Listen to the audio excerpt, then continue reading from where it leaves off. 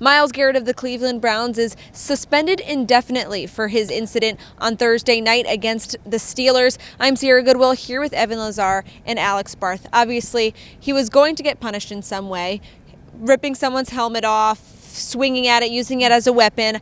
Clearly frowned upon, but the league came down heavy on this one. Yeah, there's no place in football and sports for using anything as a weapon against somebody, right? Especially in this case, it being a helmet. If he had made contact with Mason Rudolph's head, he made a little bit of contact, but if he had made clean contact with Mason Rudolph's head, Mason Rudolph is probably in the hospital right now and has some serious injuries. So obviously nothing, there's no place in football for that. I understand, though, why it escalated to that point. Once you get to that point, though, then that's where you lose me, right? That's where we're going way too far with it. But at the beginning, it was really just a typical kind of scrap. At the end of a game, two teams, the division rivals that had been in a scrappy game, and they finally just, the blood boiled over. But then Myles Garrett took it to that next step, and Marquise Pouncey comes in and he's kicking him, and it was one of the uglier situations I've seen on an NFL field. We've seen something like that in high school, maybe, or in college, but to see that on an NFL field, it was really startling. Yeah, but look, it was a normal scrap, but that's not the story. Scraps happen and they fizzle out. I think to put it like you did is to kind of subtract from the big point of what Myles Garrett did. And I think on a bigger picture there, you look at the Cleveland Browns, a team that was going to win, their third game in a row, right? They finally found some traction after a really rough start. Garrett's having a great year. He's probably their best player. You're on the doorstep of that, and you go and you lose your cool like that and you swing your helmet for a guy who really didn't do that much. I know some people think, his hand was in his face mask. It was caught. Go back and look at it. It was caught. There's no way in the moment you can know it's caught. Right. But there's no way. Okay, that shouldn't matter. Would a well-coached team would do, a disciplined team, a disciplined player, you're about to win that game. You're the most important piece on your team. Walk away.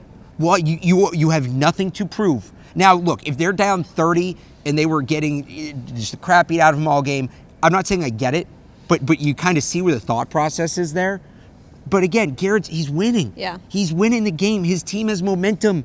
It's a divisional game. Yeah. Just walk away. And to me, Garrett got what he should have, and he shouldn't have done that, and a lot of this is on him. But it goes back to Freddie Kitchens again. Is Freddie Kitchens ready to be an NFL head coach? If that's what his superstar players are doing in a situation where, again, let me remind you, they're about to win the game, that to me reflects poorly on Kitchens as a coach, and not to mention his post-game comments, helmet-to-helmet contact happens all the time. That's not helmet-to-helmet contact. That's assault. It's helmet-to-helmet contact when both guys are wearing their helmets, not when one guy is a bare head. It was not smart on any level. I don't think any of us are saying that it was smart. But you sound like you're making excuses. I'm not. You do. I just don't really think that it needs to be this whole thing that we need to blow out of proportion and start throwing the word assault around and throw around charges from the police. It was a scrap in a football game that went too far. Myles Garrett should be suspended for the rest of the year, which he was. End of story. Bill Belichick was asked about it in his press conference on Friday morning.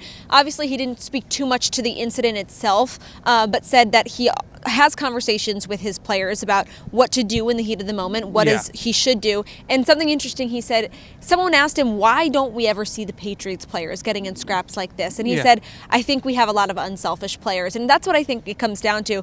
In that moment, Myles Garrett was selfishly protecting his ego and not thinking about the team. And that's something that Bill Belichick tries to preach here. Again, let me go back to what I just said. A well-coached team, disciplined players are not put in that spot. Bill Belichick's been here 20 years. That's happened one time with the Patriots. One time. All I'm going to say to that is maybe that wouldn't happen here.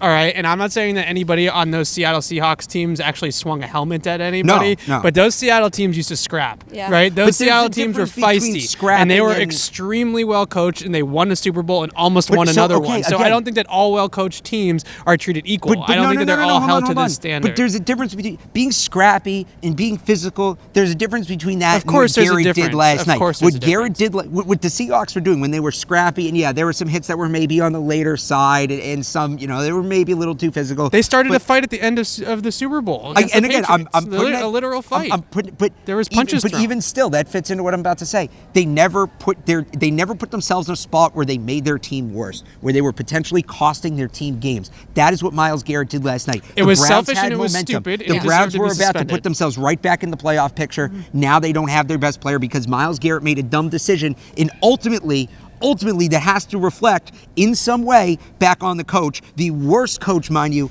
in the NFL. You think Freddie Kitchens is the worst coach in the NFL? Yes. That's a different video. I don't even know if I can That's call him a coach. He's a different guy video. trying his best. Wow. This Patriots Press Pass is brought to you by CBS Sports HQ, the brand new streaming sports news network. No logins or signups required. Just head to the App Store, download the CBS Sports app, and watch CBS Sports HQ today. For all the rest of our Patriots content, head to our website at clnsmedia.com and subscribe to our YouTube channel at CLNS Media.